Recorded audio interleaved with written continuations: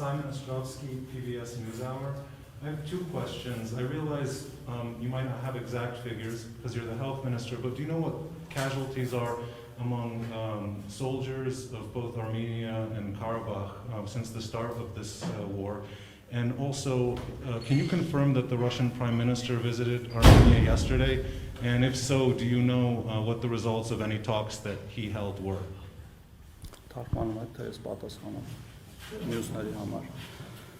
Ես իհարկե տիրապետում եմ ամբողջ իրավիճակին, թե թվային եւ թե բովանդակային, սակայն կարծում եմ, որ զինվորների վիրավորումների եւ զոհերի մասին ինֆորմացիան պատշաճ ներկայացվում է ըստ անհրաժեշտության պաշտպանության նախարարության կողմից եւ մեր խնդիրը ոչ միայն թվերին հետևելն է, այլ բոլոր վիրավոր զինվորներին անհրաժեշտ բժշկական օգնության ցուցաբերումը, որը պատշաճ access to the figures you referred to as well as the substance of the issue, but I think it's more appropriate and the MOD ex officio publishes whatever it is necessary. So I will refrain from specifying figures at this point.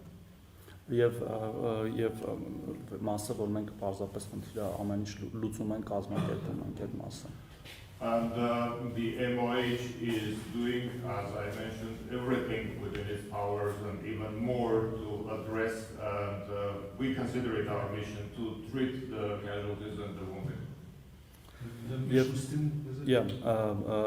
Իրականում Ռուսաստանի վարչապետը դեռ չի այցելել Հայաստանի Հանրապետություն, պարզապես նախատեսված հանդիպում կա ամսի 8-ից 9 ԵԱՏՄ միջկառավարական հանձնաժողովի, որը շատ վաղուց պլանավորված է եղել եւ այցը նախատեսված է, թե չեմ սխալվում, ամսի 8-ի երեկոյան եւ միջոցառումները սկսվում են 9-ի առավոտյան, մենք ինքներս էլ ունենք հանդիպումներ եւ օրակարգային հարցեր եւ հետեւաբար հանդիպումից հետո միգուցե ճիշտ կլինի այդ հարցը ուղղել արդեն վարչապետի աշխատակազմին։ The visit you referred to has not taken place yet. I assume you are talking about the Eurasian Economic Unit Summit that is to take place between the 8th and the 9th of October this year in Yerevan.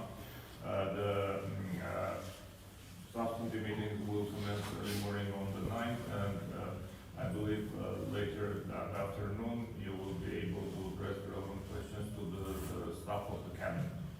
Եվ մոռացա ասել, որ սա նախապես պլանավորված եւ այս իրավիճակի հետ կապ չունեցող։ This is not in response to the situation, it has been planned way back.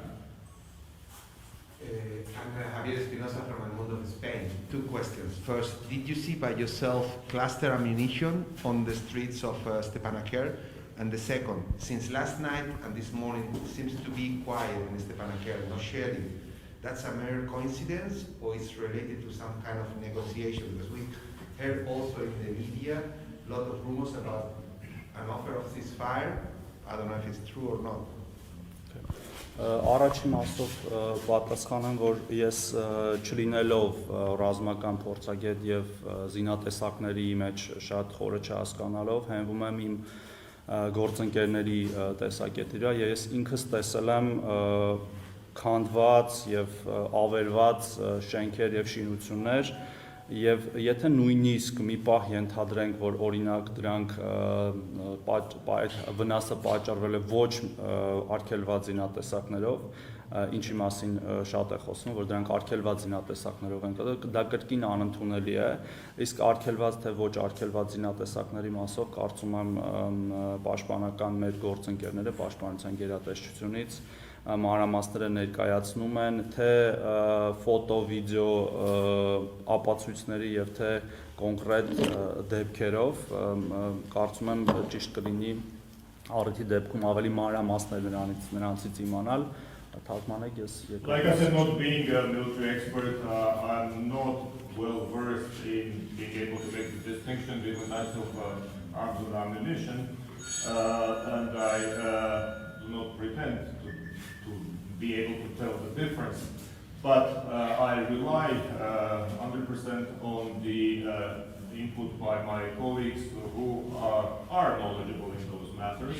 and they assure me that yes, that is the case. But let's for a moment imagine hypothetically that the destruction we see in Stepanakert is caused by non-prohibited arms and ammunition. Would that make any difference when you are killing innocent civilians? That would still be unacceptable, whether it's the damages caused by prohibited or allowed arms. Therefore, apart from that, the evidence you are asking about is amply available with our military colleagues who are ready to share it, whether it's cartographic material, photographs, or AV footage. Case by case, that is available. You just have to ask where it belongs. Եվ երկրորդ մասով մեր տեղեկատվությամբ առավոտյան կրկին ռմբակոծությունները վերսկսել են եւ օդային տագնապները տրվել են Ստեփանակերտի տարածքում եւ մենք առնվազն բժշկական մասով, այդ բժշկական ծառայությունները ապահովելու մասով, բնակչության անվտանգության մասով որևէ տարբերություն չենք տեսնում երեկվա եւ այսօրվա միջեւ. As for the second part of your question, for your information, the air alert and the shelling from the air has resumed early this morning, and at least in as much as it pertains to providing medical services, we do not see so far any difference in the situation. Եվ պարզապես մի կտորել ավելացնեմ, եւ նորից եմ կրկնում, այստեղ շատ կարեւոր է ծառայությունների անխափան աշխատումը քաղաքացիական բնակչության համար, որը պարզապես գրեթե անհնար է դառնում նման ռմբակոծությունների արդյունքում. Ես որպես օրինակ բերեմ, ամբողջ օրը գրեթե տարբեր թաքստոցներում լինելով ես ինքս վերջում արդեն հասկանալով, որ միգուցե օդային տագնապը այդպես էլ չավարտի, ես պետք է տեղաշարժվեմ, ստիպված եմ եղել նույնիսկ տեղաշարժվել օդային տագնապի պայմաններում, վտանգելով թե իմ, թե գործընկերների կյանքը։ Նույնը տեղի է ունենում բոլոր ծառայությունների, որոնք պետք է ապահովեն կենսական ծառայությունների աշխատանքը եւ նշում եմ հատկապես բժշկական, երբ որ օրինակ շտապօգնության մեքենան կարիքավոր մարդու, իդեպ ոչ միայն վիրավոր, օրինակ սրտամկանի ինֆարկտով, որովհետև քաղաքացիական բնակչության այլ բժշկական խնդիրները չեն վերանում պատերազմի ժամանակ, տեղափոխում է այդ քաղաքացուն հիվանդանոց կամ հիվանդանոցից մեկ այլ հիվանդանոց եւ կարող է հարված ստանալ բալիստիկ հրթիռից, հրետանուց կամ նույնիսկ թռչող օդային օբյեկտներից, անօդաչուներից, զինվոր ռազմական, որոնք որ հարվածում են, ինչը կրկին ասում եմ անթույլատրելի է եւ դատապարտելի։ Like I said, and I have to repeat that in situations like this, being able to provide uninterrupted services to the civilian population is a predominant issue, and which is disrupted, if not made altogether possible by the constant terrorism. And I can illustrate it with my own example. I have spent most of last evening in shelter. But then, again, realizing that the air alert is not going to be removed anytime soon, I have to come out, even under the conditions of the shelling, exposing myself and my colleagues to imminent danger. And that is, like I said, disrupting the delivery of essential and vital services to the civilian population. I have to emphasize, for example, we're not talking only military casualties of the conflict, we're talking regular people who need urgent assistance, like an old senior citizen who just had a heart attack and was being moved in an ambulance transferred from one location to the other. And the vehicle was targeted indiscriminately, both by rocket artillery and UAV fire, notwithstanding the clear markings of this being an ambulance. So